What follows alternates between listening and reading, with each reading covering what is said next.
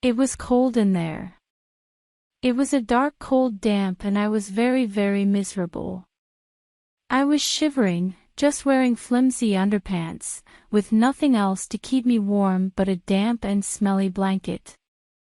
I had been locked in the shed at the bottom of the garden and I had not eaten since the day before.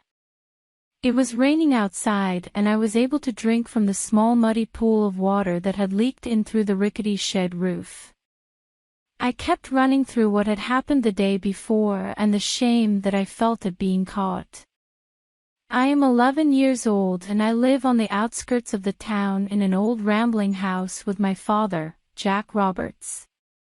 It was the 10th place we had lived in since I was born. We never stayed in one place long. I don't think my dad really liked to put down roots and he never kept a job for long. Luckily, he had inherited some money from his mother when she died, so he didn't need to work, but I had a feeling that money was running out. Our last 3 houses had been dumps compared with the ones that we lived in before. My mother died just 2 days after I was born, so I never knew her. Dad had never shown me any pictures of her, so I never even knew what she looked like. I loved my dad even though I knew that he did not love me. I just kind of realized at an early age that he just saw my mother in me and resented the fact that she was gone forever and he was stuck with a little brat like me. I just wished that he didn't drink so much. I went to the local school. It was an okay school on a scale of 1 to 10, about 7. I am very shy and find it difficult to make friends. What was the point, when as soon as I find someone to hang around with, I am moved on to somewhere else? Since I was about 8, I have always kept a secret diary of what I was doing and how I felt. A bit strange for a young kid you might say, but with so many changes and upheavals in my life, it helped me to remember where I had been, what I had done, and how I felt at a particular time. It also helped me to rationalize why I was mixed up and what I was unhappy about. Now, this is the difficult bit. Don't be shocked and please do not think harshly of me, but I had a secret that I kept from everyone since I was a very young kid. It was about 3 years ago that it first happened. It was in one of the houses we lived in. I was bored and I went up to the attic, whilst Dad was out drinking with his buddies. I was left alone quite often as Dad trusted his little man to be grown up and look after himself whilst Daddy was out on business. I had a look at the many boxes that we never managed to unpack. I don't know why we kept all this stuff. It was just junk to me, but I never could understand the mentality of grown-ups and I probably never will. Old crockery, toys, clothes, ornaments, and other stuff had been kept in these boxes. Even I could see that it was mostly rubbish. I was getting bored, a very easy thing for an 8-year-old to do when I caught sight of a case in the corner, under a pile of boxes. My curiosity was aroused and I went over to look at the case. I moved the boxes aside and tried to open the case, but it was locked. I found an old screwdriver and broke open the 2 latches. I then lifted the lid and there before me, neatly folded, was a whole pile of women's clothing. I quickly closed the lid and looked at the label attached to the handle of the old case. It said, Gemma Roberts. It was Mum's case. I don't know why, but somehow all this spooked me. I ran downstairs and went to my room. I shut the door and locked it. I went over to my bed and sat down. I was trembling all over. It was as though I had seen a ghost or something. I buried my head in the pillow and cried. I don't know why I cried.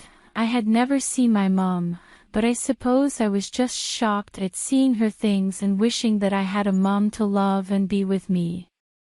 I must have fallen asleep because the next thing I knew the room was dark and I heard the front door being slammed shut. I got up, unlocked the door, and went downstairs. I found my father in the kitchen with a beer can in his hand and a lopsided grin on his face. Oh no, he was drunk again. "Hello, Peter, how's my big boy then?" "All right, Dad." I mumbled. "What's that? I can't hear you, speak up will you?" "I'm all right, Dad." "That's better, now be a good boy and go get me a nice pizza from the restaurant down the road. If you are a good boy, I'll let you have some." He thrust some money into my hand and I ran out of the house. You may think it strange to let a boy of 8 go out in the dark with money in his hand, but that was my dad. He didn't seem to worry about anything except food and especially drink. The next day, I got home from school. There was a note on the kitchen table with some money. "Peter, I have to see a man about some business and I won't be back until late. Get some food from the restaurant and I will see you tomorrow. Do your homework and go to bed on time. Dad." The only business my dad was doing was through a glass, so I knew that I would not see him until the next day. I switched on the television and did my homework. Question: where do you hope to go on your holidays? Write 200 words. Easy enough answer: I would love to go on holiday, but as I have never had one I wouldn't know. I crossed that one out and started again. I can't remember what I put in the end, but I finished the essay, wrote a bit in my diary, and went and got some food from the restaurant. I then sat down to watch the television again. There was a Doris Day film on. All blonde hair and happy families. The sun always seemed to shine in these films and the kids were happy. Mom and Dad go arm in arm and all is sweetness and light. The film finished and it was getting dark. I locked up the house, turned everything off and went to bed. I found it very difficult to sleep. Right above me in the attic were my mom's things. I had an overwhelming desire to look at them again, in spite of everything. I put a dressing gown over my PJs and went upstairs to have another peek in the case. I switched on the light, went over to the case, and opened it. On top was a dress. It was a flowery dress that looked shiny, satin I suppose. I picked it up and held it up. It was a very pretty dress and I fantasized about what my mother would look like in it. I carefully put it down and had another look at the case. I started pulling stuff out and looking with amazement at the pretty things that my mother used to wear. There were other dresses in silk, satin, cotton, and other material. There were women's underwear, bras, panties, other things that looked flimsy and mysterious. There were blouses, skirts, and stocking all balled up. At the bottom of the case were some nightdresses. All sorts of nighties, from long cotton ones to very short flimsy ones that I now know to be baby dolls. All this was a bit too much for me and had made me tired. Remember, I was only 8 and I needed my sleep. I shoved all the stuff back in the case and went back downstairs. For some reason, I still don't know why, before I left, I opened the case again, and lying on the top was a pink baby doll nightie. I picked it up and ran downstairs to my bedroom. I laid the nightie out flat on my bed and looked at it. Now I need to tell you that ever since I could remember, I had had a secret wish. Nobody else knew this. I went to bed every night and prayed for my wish to come true. Okay, here goes. I have always thought that I was a girl. Ever since I was knee-high to a grasshopper, I have always believed that God got it wrong. I was in a boy's body, but I knew that inside I was a girl. Don't ask me why I considered myself as a girl. I don't know why. All I know is that somehow, somewhere something had gone wrong. Any friends that I ever made were girls. I hated the rough and tumble of boys' games. You could tell a girl from the way she looked. They wore dresses and had longer hair than boys. I always wore boys' clothes, and my dad made sure that my hair was cut short. He didn't understand why. If I brought a friend home, very rarely did I do this, it was always a girl. The boys were okay, but I just did not seem to be on the same wavelength as them. I suppose even then I was shy and sensitive, not really normal for boys. Okay, boys can be shy and sensitive, but I would much rather play girls' games like pretend mothers and daughters or doctors and nurses, rather than fight imaginary wars in the playground. I had asked my dad once why I was a boy, but he just went off on one and started shouting at me. I think that he didn't like women, I don't know why. After all, he married my mother. He always tried to make me look and be as boyish as possible. He bought me a toy gun one birthday, and I never played with it. Anyway, I sat on the bed looking at the nightie. I don't know why, but I got up, locked the door, took my clothes off, and put on the nightie.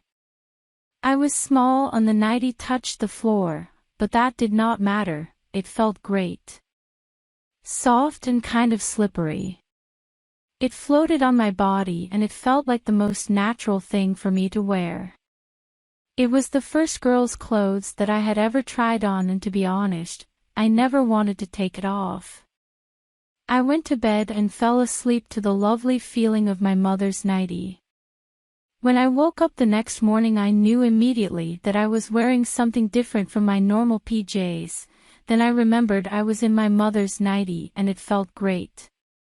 All soft, silky, and very girly. Then I remembered my dad. He would go ape if he saw me like this. I jumped out of bed. Reluctantly took the nightie off, folded it carefully, and hid it under the mattress with my diary.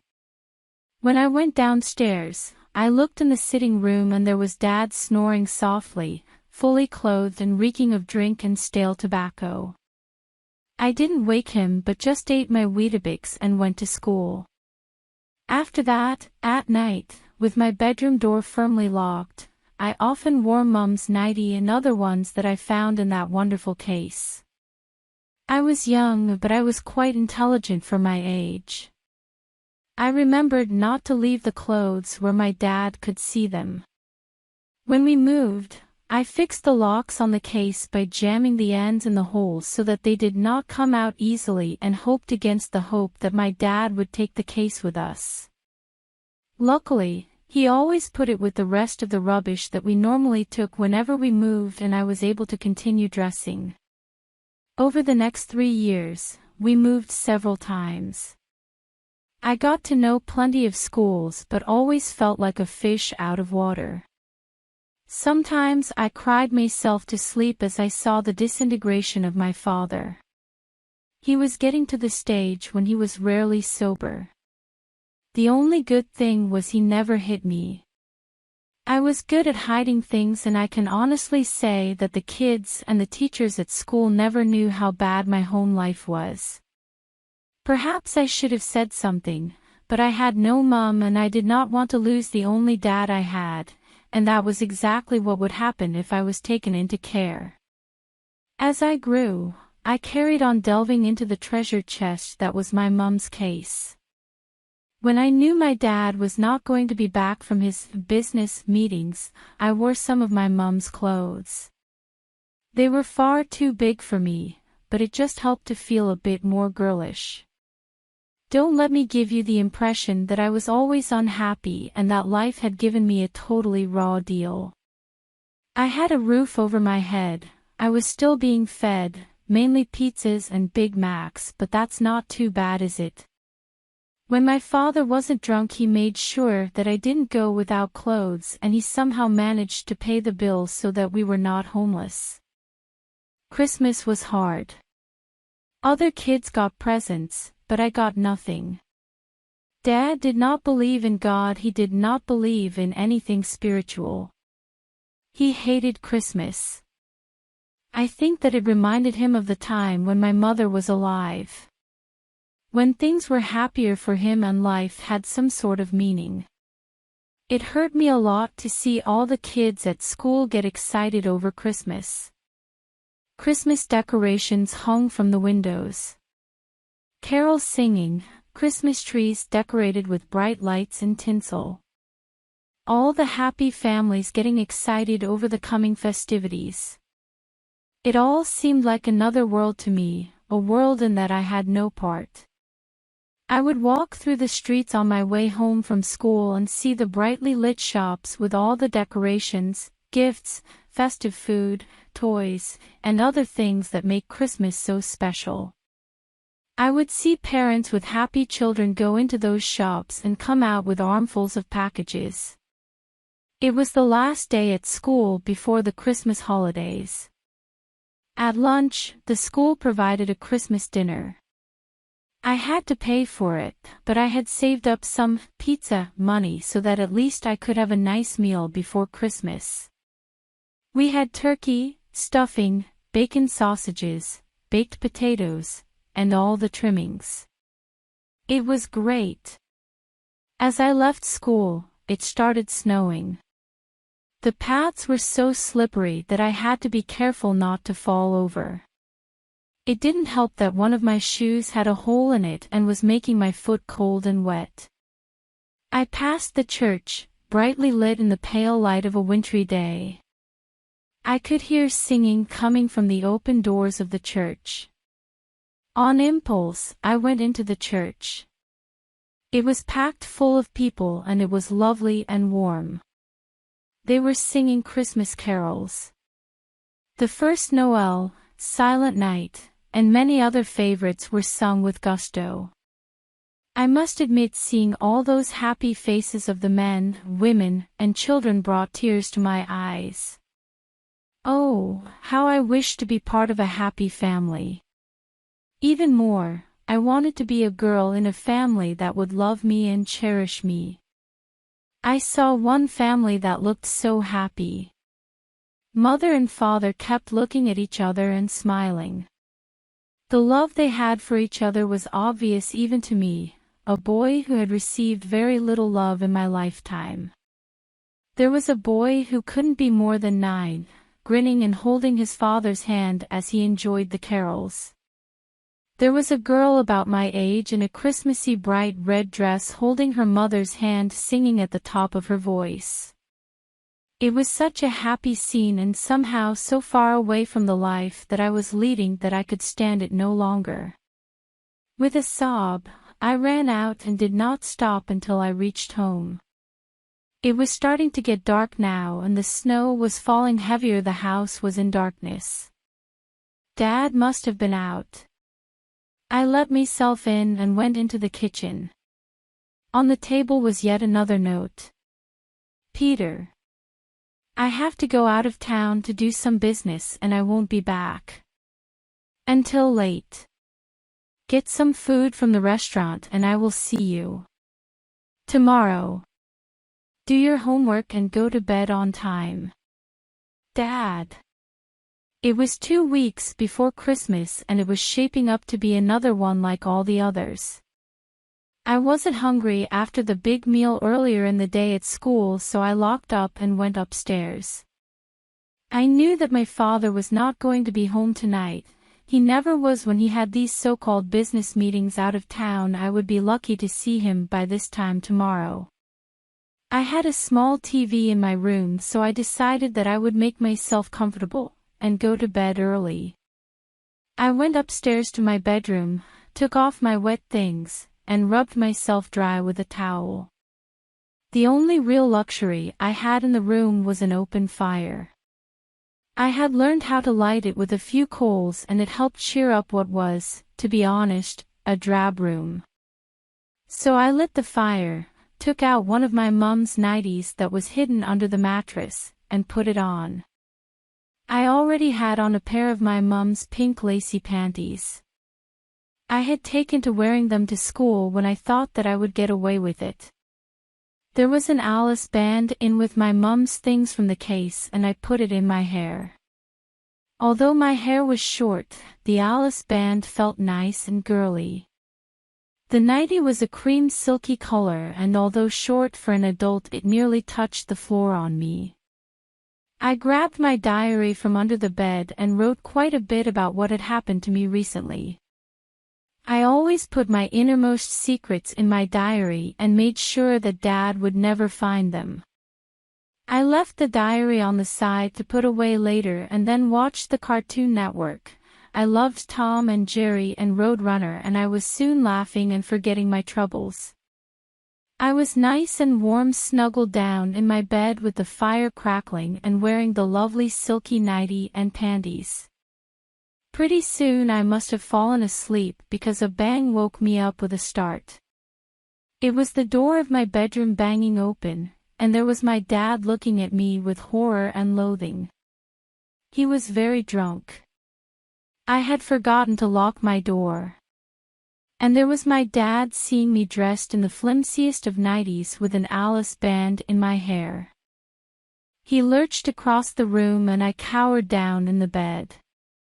"What the hell do you think you look like?" he slurred as he roughly pulled my duvet off my bed and exposed me to the humiliation of seeing me dressed as a girl. He pulled me up roughly and grabbed the Alice band, and I screamed with pain as he wrenched it off, together with some of my hair. All the time he was shouting at me, calling me names like queer, fag, sissy, and other things not so nice. He tore off the nightie and then saw what I was wearing underneath. His eyes went wide as he must have then realized that what I was wearing was my mum's things. "Those are Gemma's clothes. Why are you wearing them?" he shouted.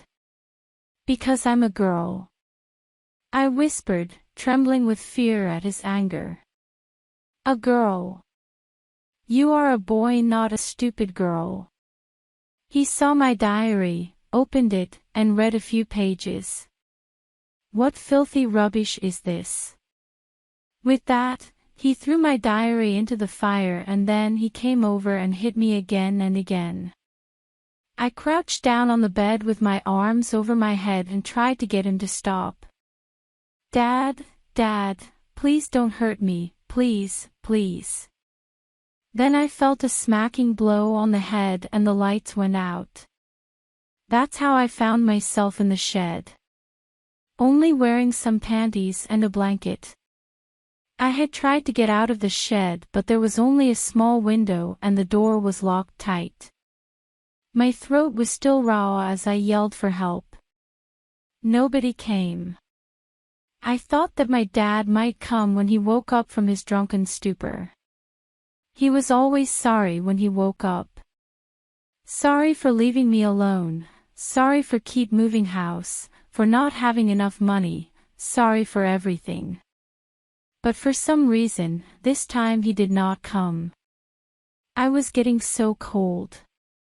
It must have been freezing outside, and although I was at least out of the snow and wind, I knew that I was getting dangerously cold. I had read a book once where there was an expedition to the Arctic. One of the men got frostbite and they only just got him out in time. The strange thing was that after he got really cold, he started to feel warm, even though the temperature had not risen. I was beginning to feel warm and very, very drowsy. I could not stay awake, even though I knew that if I went to sleep I might not wake up.